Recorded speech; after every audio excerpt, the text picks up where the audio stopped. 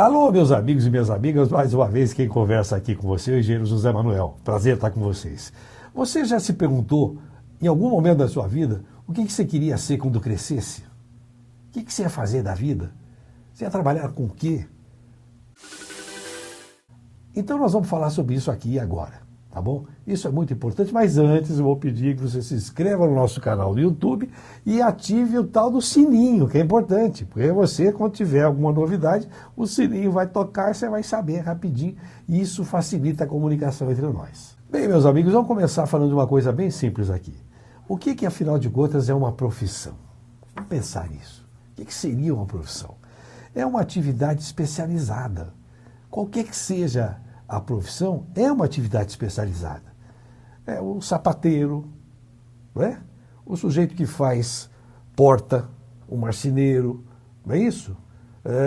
O eletricista na sua casa. Né? O jogador de futebol também é uma profissão especializada. Ele tem que estudar os fundamentos do jogo de futebol. Todo mundo é especializado.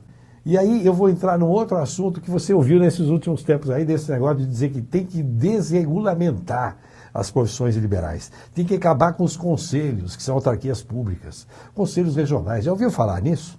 Eu vou explicar essa história. As profissões liberais têm conselhos regionais ou conselhos federais. Por exemplo, a Ordem dos Advogados do Brasil.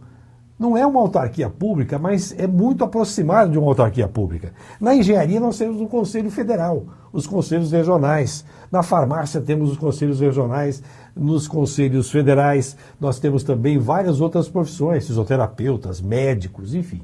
Isso funciona assim. Por que tem o Conselho Regional e o Conselho Federal?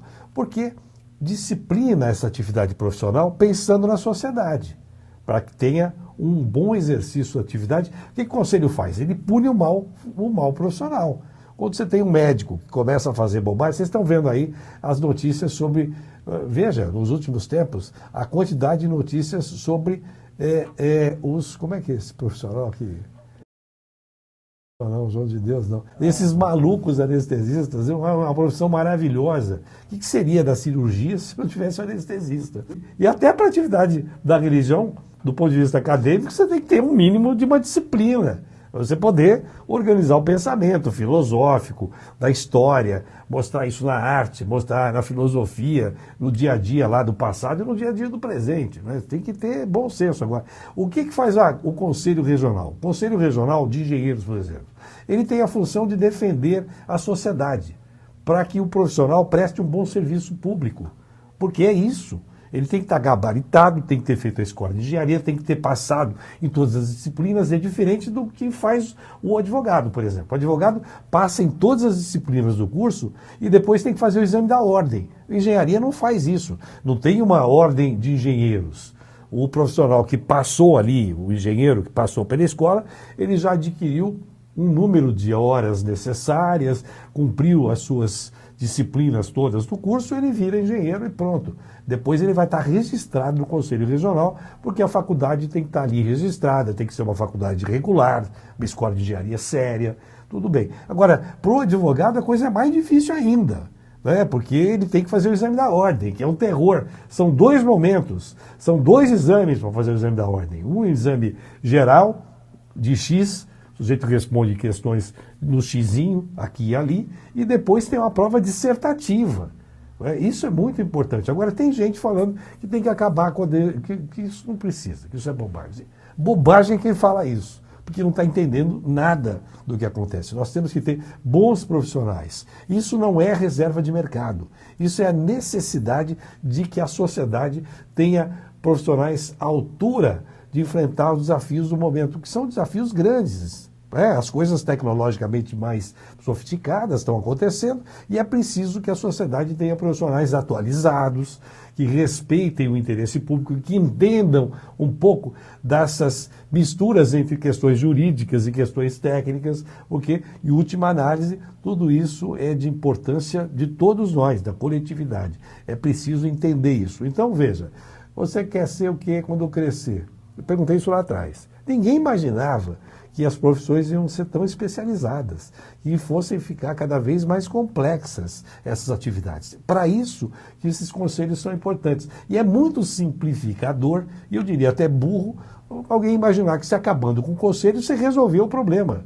Se acabou, eu acabo com a anuidade, não precisa mais pagar anuidade. Esse conselho não resolve, porque ele não defende a categoria. Ele tem que ajudar a categoria, por exemplo, a engenharia tem que ter um bom conselho regional, tem que ter um bom conselho federal, o que nós não temos. O que nós temos é uma remenda, uma piada. Bom, porque a engenharia é a minha área de atividade. Né? Eu sou engenheiro, eu sou uma pessoa que lida com engenharia, comecei como engenheiro civil, fui fazer mestrado em engenharia mecânica, fui fazer doutorado em produção, me especializei em ferrovias e estou sempre dizendo, olha, as profissões hoje elas são conectadas, as modalidades da engenharia e da medicina, porque tem até bioengenharia, né? Tem biomedicina, você tem atividades que se conectam, que são importantes para que se desenvolvam válvulas para o coração que passam pelo exercício lá atrás da hidráulica que nós na engenharia estudamos, em mecânica dos fluidos, chamada MECFLU. O que nós temos que fazer é acesso realmente para todo mundo. Começa no ensino fundamental, ensino médio, acesso para todo mundo, para que as pessoas percebam as profissões, para que elas entendam o que elas vão ser, como a gente começou lá no início desse papo aqui, o que ela vai ser quando crescer. Agora, eu não sou favorável ao engessamento, a uma coisa burra, que tira o talento e a competência. Agora, são fatos isolados. Pois é, olha só que coisa, né? Quando eu comecei, eu queria ser palhaço. Eu era pequenininho, eu era um circo, porque eu venho de uma família que tinha lá alguns problemas e discussões familiares, e eu escondia meus irmãos para não acompanharem as discussões que aconteciam. E a gente ia no circo. E quando eu ia no circo, eu ficava encantado com a Relia. Era no Circo da Relia, naquela época, que a TV Record tinha um grande circo lá dentro, né? E eu ia lá perto do aeroporto de São Paulo. E um dia eu disse para minha família, eu queria ser palhaço. Nunca mais me levaram no circo. Então, isso eu aposentei, essa ideia eu aposentei precocemente. Depois, mais velho, eu tentei fazer uns palapatões. Eu pedi para o Hugo, que é um dos caras dos palapatões, amigo meu, de alguns anos, eu pedi, Hugo, eu quero fazer. Fui lá, mas o volume de exercícios físicos já não dava mais para um cara que está com 67 anos de idade. Eu estou inteirão, mas também não dá para dar 10 cambalhotas para um lado, 10 para o outro lado e sair andando. Isso não tem mais condição. E você já se perguntou o que quer ser quando crescer?